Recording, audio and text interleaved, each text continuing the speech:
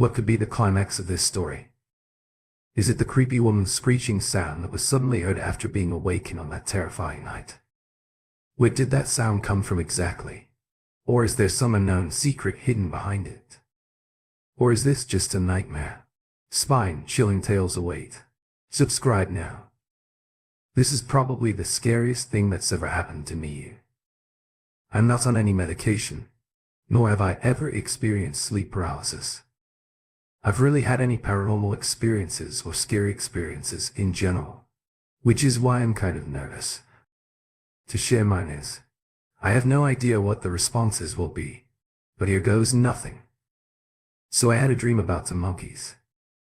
They're the ones that have those huge red eyes and tiny pupils. I'm not sure what they're called, but they're terrifying to me, and they were climbing on top of each other. Under that was a caption that said autism. Yeah, I don't know either. But then the scene changed to a museum filled with giant snakes that were all in their own chambers. All the chambers had spaces in the wall that would allow them to escape if they wanted to. Which is why I spent most of the dream flying in the air and pressing myself against the ceiling. And then I woke up because I actually felt something climb onto my mattress. I could literally feel the weight of whatever was climbing onto my bed, and the mattress was actually going down. And then on my other leg I felt something small sitting on it. I immediately thought it was one of those monkey things. So I shook my leg hoping that it would fall off my bed and hit its head hard enough to die or something. And then I heard this dog-like thing sniffing my inner thigh. So I stopped holding my breath, thinking that it was my dog, and I stuck my thumb out trying to find its mouth, so I could see if she'd lick me, because she usually does that, and I did so. Thinking it was my dog, I lifted my head from under the covers, but when I did there was nothing there. I literally sat there just staring at nothing, thinking that somebody's head would pop out from the end of my bed or something. But nothing ever happened. I've had this happen to me before, when I was younger, and it's something that I remember clearly. I was around the age of 11 or 12 and felt another child climbing to my bed. So I screamed for my parents, naturally, and when they came in, they told me that nobody else was in the house. Does anyone know what's happening or had any similar experiences to mine? So this happened in 2011. I'd just gotten out of a rough relationship a few months prior to this happening as well, and my friends encouraged me to try dating again. So I eventually caved and made a profile on the website Plenty of Fish. I was surprised with just how many messages I'd received within the first few hours too. Most were just people saying hi or asking to hook up. I wasn't looking for a hookup, so I ignored those messages. Then, after about a week, a guy roughly about an hour away from me messaged me, and he was cute, so I messaged him back. The conversation was pretty casual. At first he asked if I'd like to go for a coffee sometime, not thinking anything of it. I said sure, and this is where it started getting a bit weird though. He started to get pushy and asked when we could grab a coffee, and I told him that I didn't have my own car, so I'd have to borrow my mom's car to meet up with him. He offered to come and pick me up, but I wasn't comfortable with the idea. In the next message it made my blood run cold because it read, "I'm sure your hometown isn't that big. If I knocked on a few doors, someone would be able to tell me where you lived." I replied, "Are you crazy? I'm sorry, but that's kind of creepy," and this really pissed him off. He messaged me multiple times after this, and everything said, "I have a gun, right? I could shoot you and make you disappear. No one would look for you. You're nothing but a dirty, and I could kill you. I'll throw you down a well and no one will ever find you."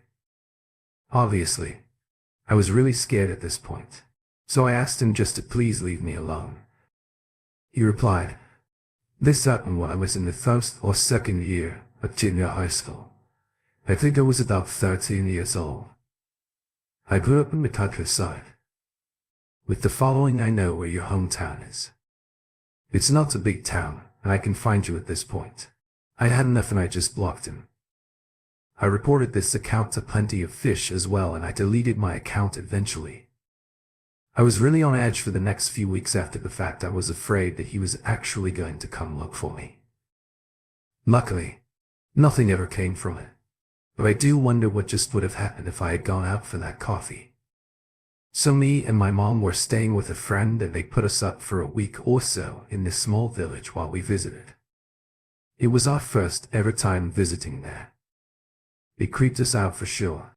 While it was our first time visiting there. We didn't know at the time, but it was also going to be our last. So it was in the last few days of our visit that we decided to go to a pub to watch the royal wedding. My mom and her friend went out to get a cigarette and I decided to go out to get some air as well. Nothing seemed out of the ordinary to me at first, but I distinctly remember my mom and her friend saying that it seemed eerily quiet and the outside had a really strange atmosphere to it. In the end they pinned it down to everyone just watching the royal wedding. They carried on talking on the step of the door and just around the corner. There's a bus stop, which runs pretty regularly. A man got off and carried on walking. He seemed quite shifty, but again we didn't think too much of it and we didn't really see what he looked like, and the day carried on as normal a few days later. But we nipped to the shop just down the road from the place that we watched the wedding to get some sweets. While we were in there, a police officer entered and asked if we'd been around this exact place on the day of the royal wedding. We said that we'd been at the pub watching it, and she carried on to say that a family of 4 were murdered and there were reports that the individual got on the bus that headed this way before he went and killed them. She proceeded to tell us about the suspect, and it turns out that it was that guy that bus. Looked shifty and then just walked away. We told the officer what we could, but couldn't be of much more help. The murders rocked the village, apparently. And the dude got caught and eventually got 40 years in prison. Have you ever found any subscriptions that you forgot about? Or any you paid for twice and didn't even realize it? I know I have, from old Netflix accounts to VPNs. I've done this countless times. How much do you think you're paying in subscriptions every month? The answer is probably more than you think. And did you know that over 74% of people have subscriptions that they've forgotten about? I certainly did like this D and Mac creation tool. I haven't used in years. That was costing me hundreds of dollars every year. Which, when I realized I was still paying for it, I was kicking myself for not realizing earlier. But thanks to Rocket Money, I'm no longer wasting money on the ones that I forgot about. So Rocket Money is a personal finance app that finds and cancels your unwanted subscriptions, monitors your spending, and helps lower your bills so that you can grow your savings. With Rocket Money, I have full control over my subscriptions and a clear view of my expenses. I can see all of my subscriptions in one place, and if I see something that I don't want, Rocket Money can help me cancel it with a few taps. I really love how the dashboard shows me this month's spending compared to last month, so I can clearly see my spending habits and all that plus. That'll help me create a custom budget and keep my spending on track too. Rocket Money will even try to negotiate lower bills for you by up to 20%. All you have to do is submit a picture of your bill, and Rocket Money takes care of the rest. They'll deal with the customer service for you.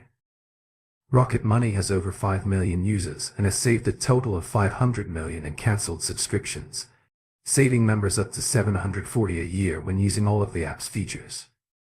So stop wasting money on things you don't use. Cancel your unwanted subscriptions by going to Rocket Money. Come scared.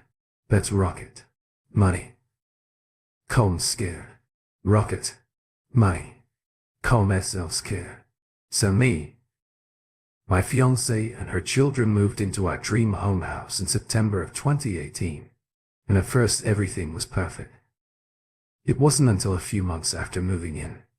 This happened when I was in the first or second year of junior high school. I think I was about 13 years old. I grew up in the countryside. That we started to experience the strangeness, as we called it. The first situation happened one night when me and my fiancée were sleeping in our bedroom. We always slept with the lights off, because, well, that's what normal people do, right? And I've never thought twice about it. However, this night just felt different. She was making strange noises and I felt very strange, as if there was this kind of static top energy around the room. She started mumbling in her sleep and I couldn't make out any other the words. But she seemed as if she was struggling. Maybe I tried to wake her, but she just wouldn't wake up. I tried to ignore it in the end and go back to sleep. But this static, strange feeling just got so bad that I just had to turn on my bedside lamp. She just kept making these strange noises and it made me so uncomfortable that I had this completely. What felt like random sudden urge to close my bathroom door. That was diagonal to our bed. I really can't explain what made me do this seemingly unrational again. Being a complete skeptic to anything paranormal or strange, I still couldn't shake this deep urge to close this door for some reason.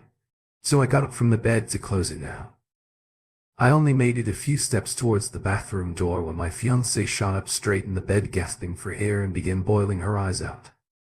My DD over to her to comfort her, and she began rambling about how she felt, as if something was holding her down.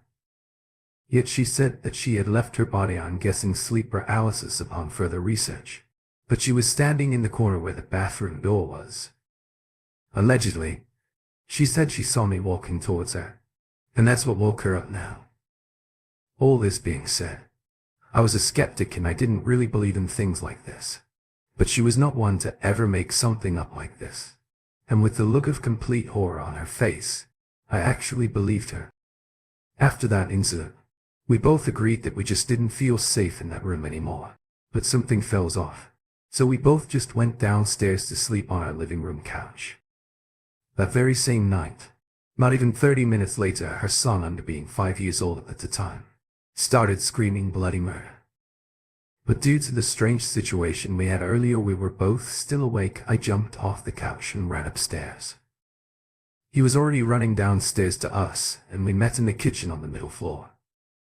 Once I was able to calm him down and stop him from crying, he was able to explain what was wrong, and he said that clear.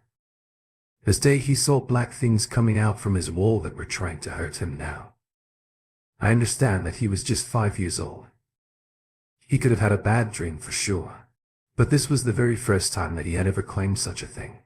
Even the first time that he ever claimed to have a bad dream, since I've known him, and I had been in the picture for well over 2 years. At this point again, this happened when I was in the first or second year of junior high school. I think I was about 13 years old. I grew up in the countryside. Being a skeptic, it just didn't seem possible in this moment, especially considering what had just happened 30 minutes before. And so again, May believed him.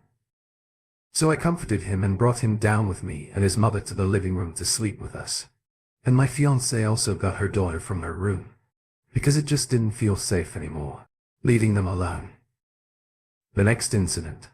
This happened when I was in the first or second year of junior high school. I think I was about 13 years old. I grew up in the countryside. It was pretty small, but I still can't explain it. So a few weeks had passed from that night, and me and my fiancée were in our living room. But she was on the sofa, and I was on this lazy boy. We were just watching TV and the kids were in the upstairs living room just playing.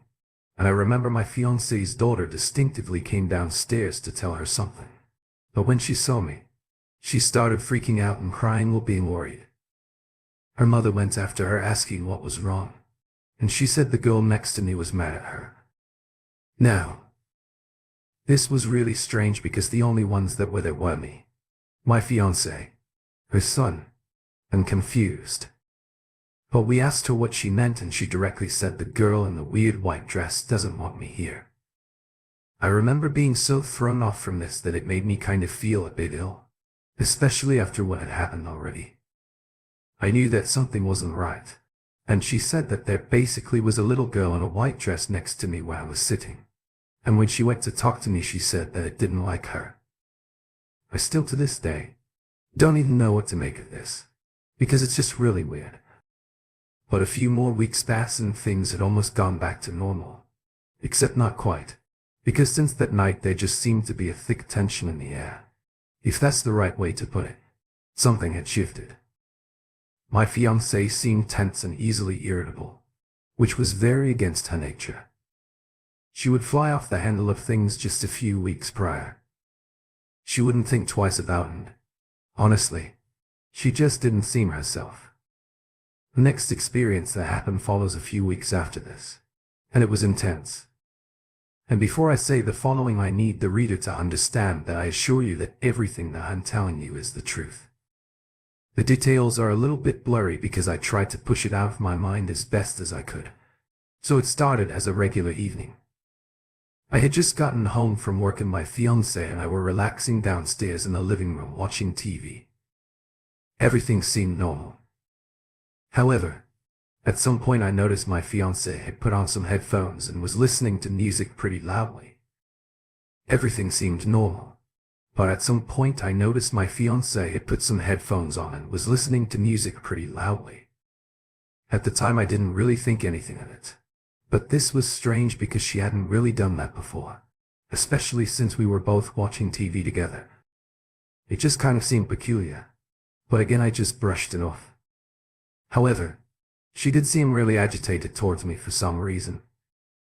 I remember trying to recall if I'd done something to upset her, trying to rack my brain as I sat there, but I truly couldn't think of anything. So again, I just brushed it off. A few hours go by and she just seems increasingly agitated as well, but to the point where she basically won't look at me. She's just kind of sitting in the corner of the couch listening to loud music, ignoring me. It starts to unsettle me, so I begin to ask her what's wrong, and she loses it. She starts throwing things at me, screaming at me, and we fight over what, until this day, I seriously cannot, to the life of me, think of. I don't even remember what the argument was about like at all, but it was just a blur. The next thing I do remember is that she just storms upstairs, me still upset and really confused. I stay downstairs and I just continue watching TV, letting her go to give her some space. Maybe 30 minutes to an hour go by and I did check on her and I find her upstairs in her bedroom, on the floor, in the pitch black, crying on the floor. I go to her and ask her what's wrong. But she doesn't answer. She just continues to cry on the floor for a few more minutes and I continue to try and comfort her. But it's almost as if she doesn't even notice that I'm there.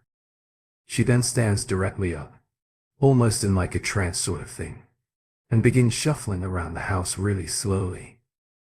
I follow her asking her what the hell she's doing, but she never really gives me a reply. She just continues shuffling slowly around the house with this strange look on her face. She goes from our upstairs bedroom down the stairs to our kitchen in the middle floor. She then goes to the banisters in the kitchen and drops to her knees and begins banging her head on. At this point, I know that something really strange is going on down, but I just can't seem to help her or get her out of this trance-like stage. So I just follow her and I put my hands in front of her head so that she wasn't completely bashing her forehead on the banisters. I was pleading for her to stop and snap out of it, but she just completely ignored me, as if I wasn't even there. Then she stood back up and began walking upstairs. She goes into our bedroom, walks into the bathroom, walks into her closet and drops to her knees.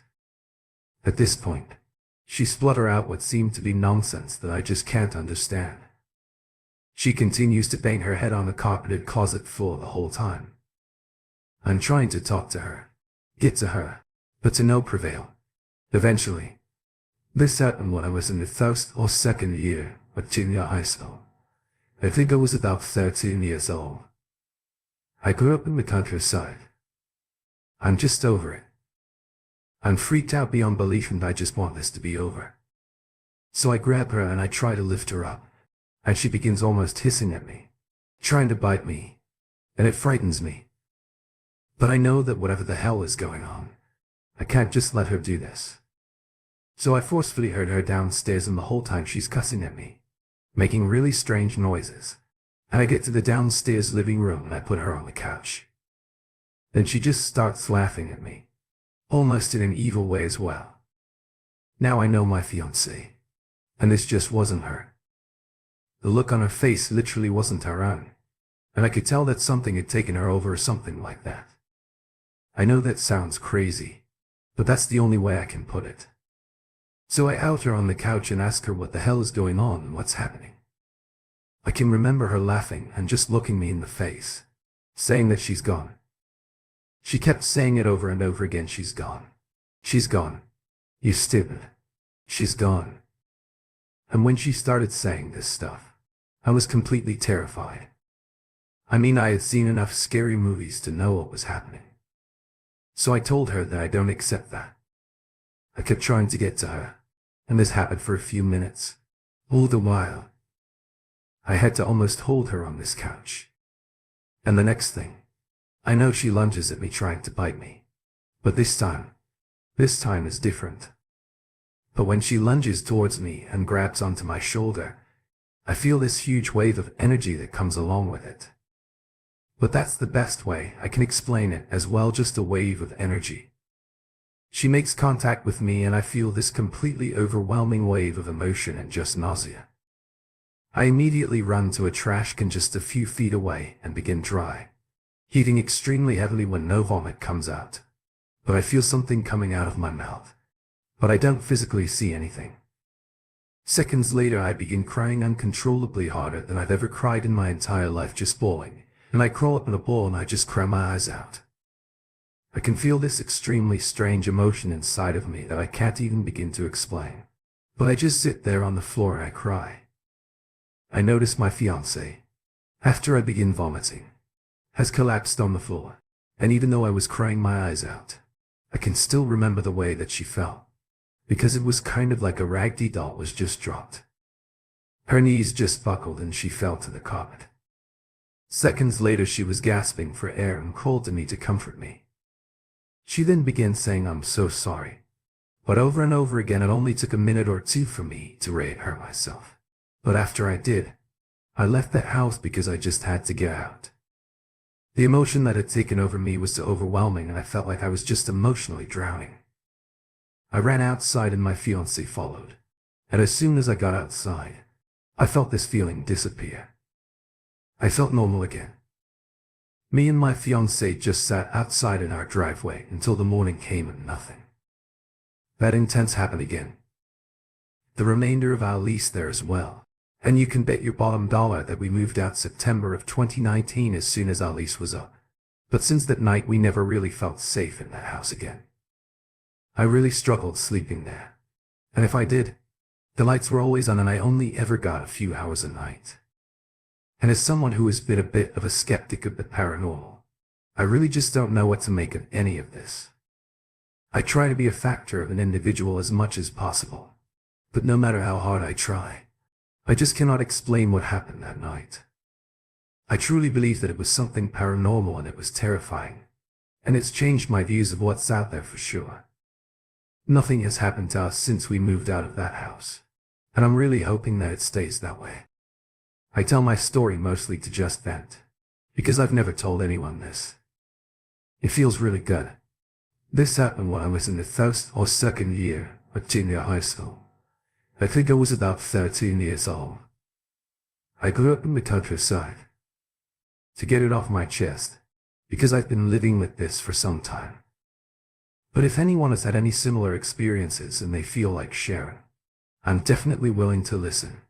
Because what happened to me has changed me forever. And to anyone out there who is going through something like this, I just want you guys to know that you're not alone.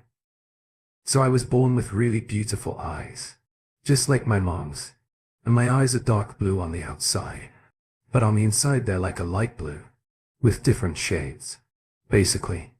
And I also have a bit of brown around the pupils.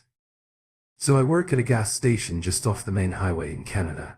So I meet a lot of different people. Some are creepy and some are okay.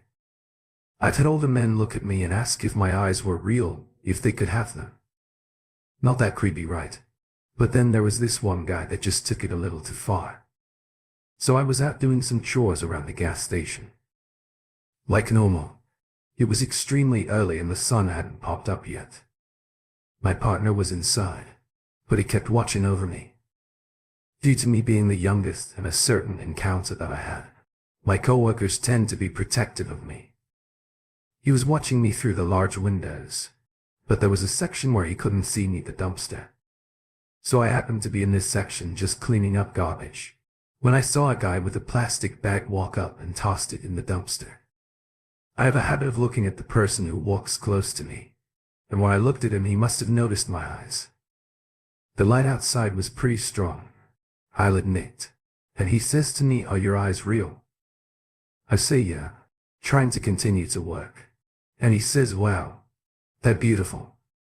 Walking closer to me, I say thanks, feeling uncomfortable once again, but I'm used to this. And then he says, "Can I have them?" I let out a small chuckle thinking that he was joking, as a lot of people did, but when he didn't laugh and he just stared at me, I began to feel a little bit uneasy. So I stopped what I was doing in my turn to leave, and that's when he grabbed my arm. "No, I want your eyes. Sir, please let go of me." "Oh, come on, on. I want to stare at those eyes forever, sir." I tried to free my arm from him, but he happened to be stronger than me and didn't let go. Please, just let go of me." I did another tug and I finally freed myself from him and I ran inside. I told my partner what had happened, but when he went outside to confront the man, he had disappeared. I honestly don't know if he was just on drugs or if it was crazy, and honestly I don't want to find out. To some this might not be bad, but to me it was definitely creepy. I mean, yeah, sure. I've had people comment about my eyes and people jokingly ask for them. My coworkers did the same when we first met, but this guy seemed serious. After a painful breakup, I decided to try Tinder and Bumble. I got on a few dates on both and everything went fine. This one guy and Tinder seemed nice enough and he was attractive and intelligent and a school teacher in the area too. We talked for about 2 weeks before the idea of a date came up, but he said that he'd been in a recent auto accident leading to a concussion. He was thus advised against unnecessary driving for at least a month, and as a person in the medical field, this actually checked out to me. We talked for about 2 months as he was healing and then finally had our date. We had lunch at a place that he picked. It was fine and the food was good and the alcohol selection was nice. He was rude to the waitress, which put him in the negative along with his MySpace photo angles. But after lunch he asked if I would take a walk with him through this park. I said yes and we drove there separately. It was about 1 mile away. We walked through the park until we came by some swings. I beamed for them because I love swings and there was nobody else in the park as I was happily swinging. He stood there just watching me and finally he asked, "Hey, what do you think would happen if you were to die right now? How would you feel?" And I laughed, feeling happy on the swings. And I said I'd be happy, I guess. Then he asked, "Well, what would you feel if someone made that happen?" And so I asked what he meant and he elaborated, "What would you feel if I were to make you crack your head as you fell off the swings?" That's all the specifics that I remember, because what followed was this guy being how he would kill and torture me. I don't remember the specifics, but I do remember thinking, oh crap, there's no one here. Let's keep him happy and agreeing to certain words like scream, kind and big. Finally, our family started down the hill toward us and as soon as I saw them, I booked it in at my heels, blathering about whatever it was that he was talking about. I got to my car. There was a full audience at this point and he leaned into me saying, "So, I'm going to lean into you." And I flinched away from him and he straightened up and ran to his car and left. I tried to report him on Tinder, but he had already deleted his account. At this point, he never did tell me his last name, he explicitly wouldn't. When I asked that day as well. 2 weeks later he texted me saying that my manners were horrible and that my swing set banter was terrible. I blocked him and I had nightmares for weeks afterwards. So this was back in high school in prom night. I was a sophomore loser, just helping take down decorations. So no booze for me. Full disclosure. I was 16 or it might have been 1:0 in the morning by the time that I was driving home from the train station where prom was held, actually a really nice venue, to be honest, in rural southern VA. At the time I drove this piece of crap 1994 F-150 which was built like a freaking tank. and I wasn't super familiar with the roads around the train station, but the one that I was on had cornfields on both sides for a few acres. Back then, it's turned into the deep woods. I'm heading home doing maybe 45 when all of a sudden half of my truck just pops up and down like I've hit the mother of all speed humps on one side and having just cut my life. I was like, oh, so I pulled over to make sure that I hadn't messed up a blown tire. I put the truck in park and look back for a second, but when I do, I see this huge mass just laying in the middle of the road. That's 100 was not there. When I stop, my first instinct was I just killed someone's dog and my heart drops. I've got my hand on the door handle ready to go. See if this dog is okay. When the hairs on my arms just stand up on instinct. I look in the rearview mirror to see this thing getting up, and at first I was kind of stoked and maybe surprised that it was bigger than I thought, but stoked that it was alive. And then it really stood up like onto legs. Mind you, this was all illuminated by my crappy brake lights in the middle of nowhere, and I was pretty freaked out. But when it stood up I could tell that it was kind of hunched over. Even then it was just as tall as the 9 or 10 corn in the fields. It had a massive rib cage, emaciated long face. A hollow-looking thing just stood up and looked dead at me before shuffling across the road back into the field. And at that I just set off and drove home and cried a bit. And eventually, when I got home, I just went to sleep. I found a massive dent in my fender the next morning, and I knew that I had really hit something. It messed me up for a good while, and even now I still don't like driving at night. A few years ago, me and my friend had decided to check out an old house that we had found. It was at the edge of some woods in a clearing and pretty derelict. Overall it looked pretty eerie, but we were looking for an adventure, so we carried on with that plan. The front door was boarded shut pretty tight, so we headed to the back, and it was also boarded. Next to the door was a window that looked fairly easy to slide up. The glass was broken and there were cobwebs on the inside, and we looked through the window and noticed the inside was pretty empty, aside from a few bottles on the floor. We managed to slide the window up and we climbed inside, and instantly there was a smell that I can only describe as just putrid, like garbage. The room that we were in. This happened when I was in the first or second year of junior high school. I think I was about 13 years old. I grew up in the countryside. Seemed to have previously been a lounge or a dining room or something, but there was no furniture, obviously. Directly across from where we had entered, there was an old kitchen. The floor tiles had been removed, along with any appliances, leaving the walls pretty much bare aside from outlines of where they had previously been. We moved into the next room, which still had the carpet, and an old painting hung on the wall above a door next to it, where a few empty bottles of what I assumed was alcohol were. We opened the door and there were these stairs leading downstairs into darkness, and when we opened the door we could just barely hear a faint noise coming from down there. We didn't have a flashlight, so we didn't want to go down there, so we just closed the door and headed towards the staircase at the end of the room. But as we headed up we noticed the smell in the air was just getting stronger at the top. None of the rooms had doors apart from one. The door was black and it looked like it was covered in scratches that kind of looked like claw marks. One of the rooms was a bathroom that was empty, apart from a bathtub. The bottom was covered in yellow spots, but by the top there were loads and loads of syringe-like needles, probably about 10 or 15 of them on the floor, next to some newspaper and string. We moved over to the room with the door and it seemed like the smell was coming from this room.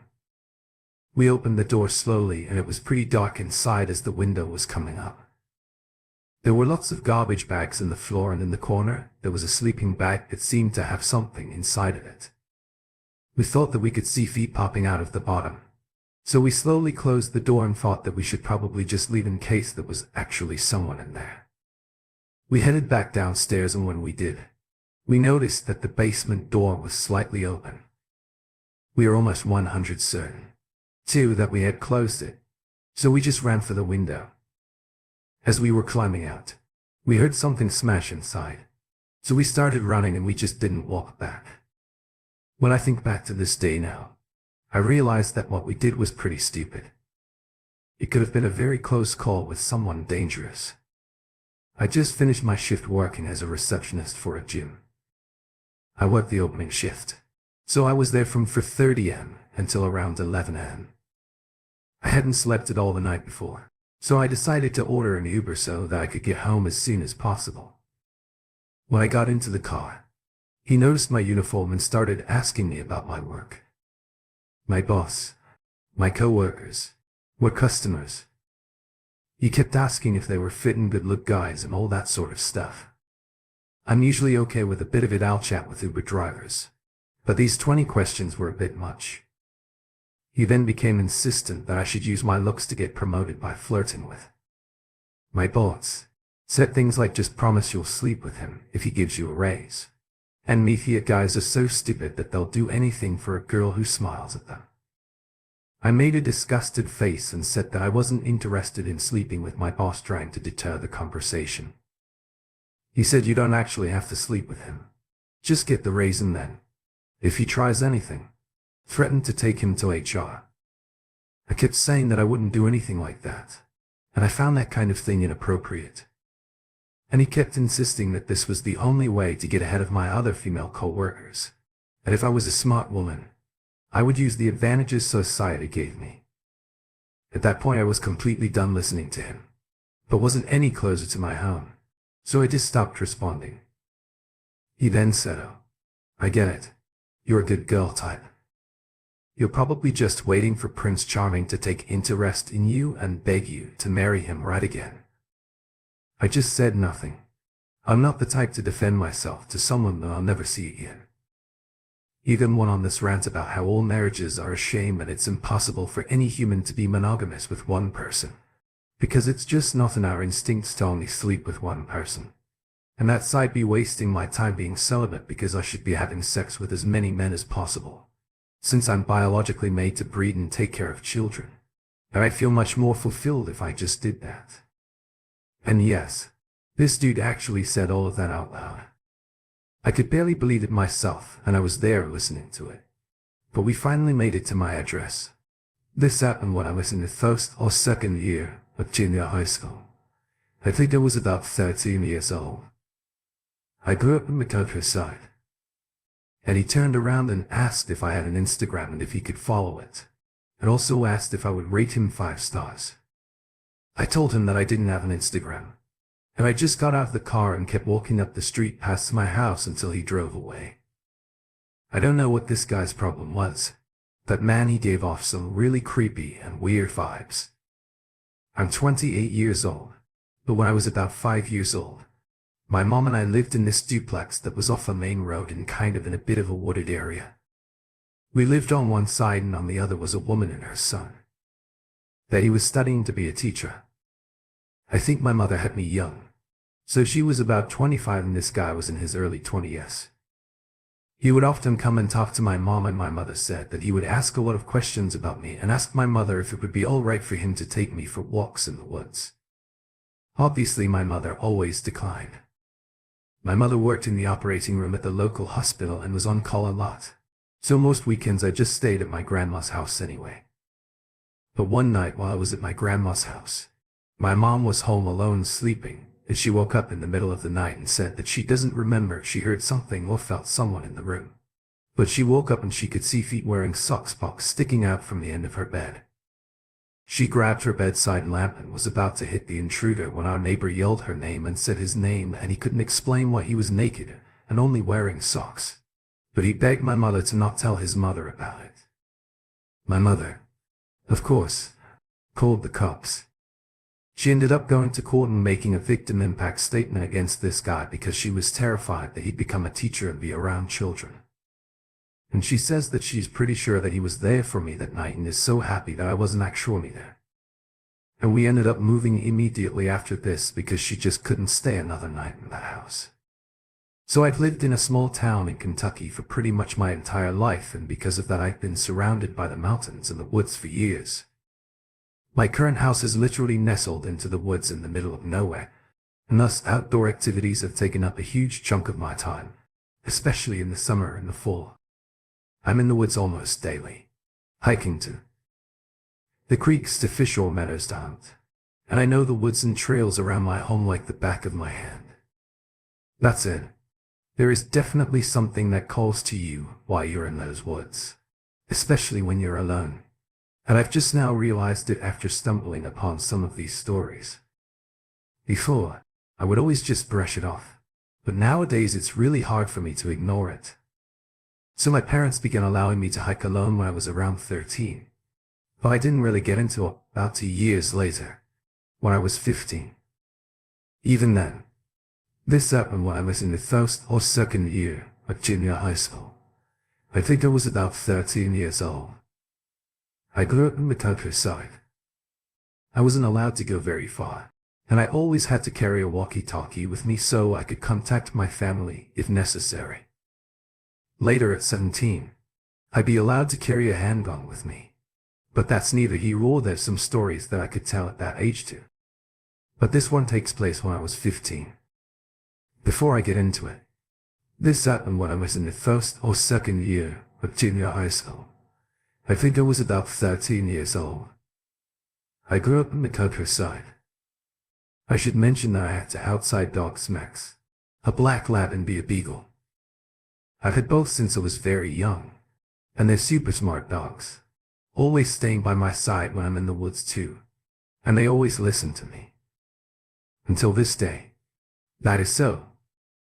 I was hiking a trail that runs up beyond my aunt's house, one that I'd hike day in and day out, just kind of out and about enjoying the woods.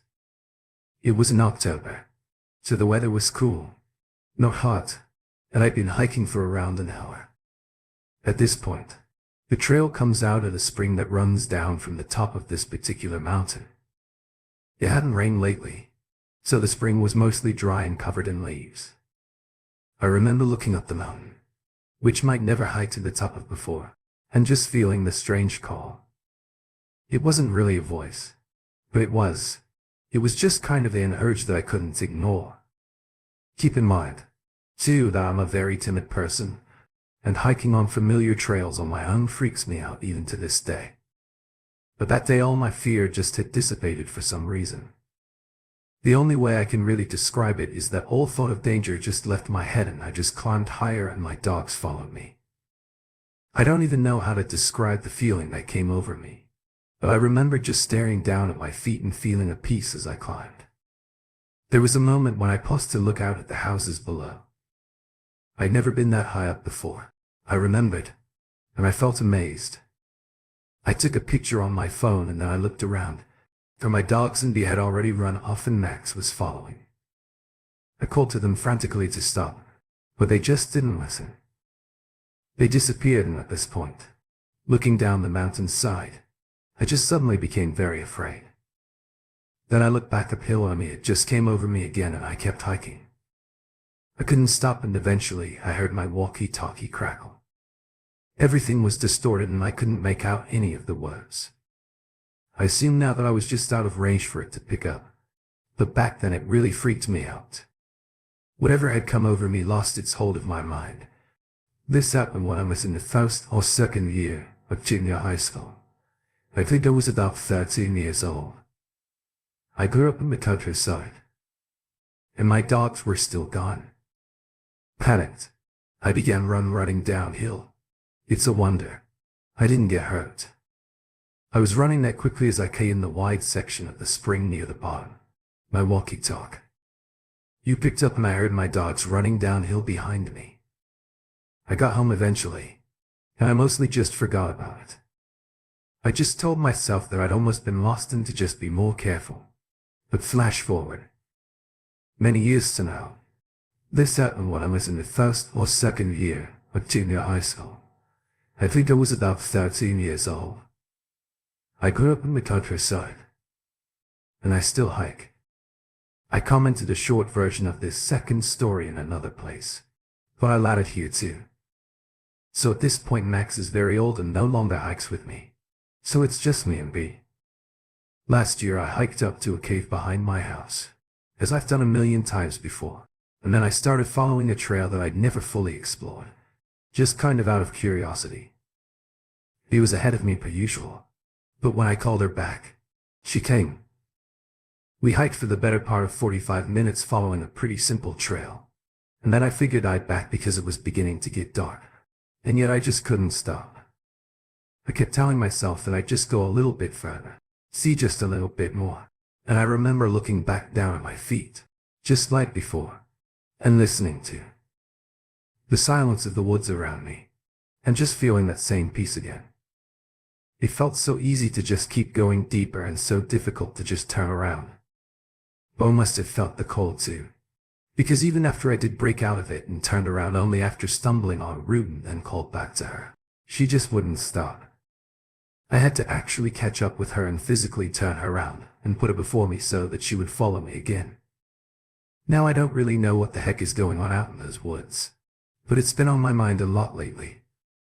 I mean, what if I hadn't actually stumbled on that route? Or what if my mom hadn't decided to contact me on that static radio at that moment?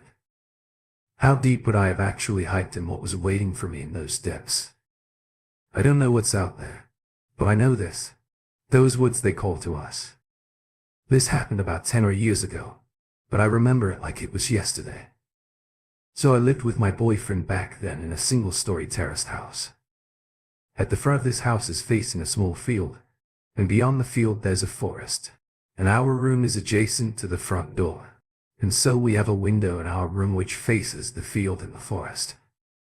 In our room our bed is placed beside the window, in a way that the field and the forest is to our left side. Now, one night we're sleeping soundly when I suddenly was just jolted awake for no reason at all. Usually when you're jolted awake, suddenly in the middle of your sleep you feel kind of confused and groggy and fall right back to sleep and probably don't remember that you woke up at all. But when I was jolted awake that night, I remember very clearly that I was wide awake straight away, and I'm really alert of my surroundings and remember finding it very strange why suddenly I glanced at the clock, remembering the time was 3:00 a.m. in the dot in fact, and my boyfriend is still sleeping soundly beside me. Then, as I lie back down to try to go back to sleep, is when I heard this loud, eerie, unearthly screeching woman voice coming from the forest or the field or somewhere in that direction. I can't really explain how it sounds like, but it was very unsettling, unlike anything that I've ever heard before in my life. It started from the field, my left side, and continued on coming nearer towards our house. More scares ahead. Subscribe today.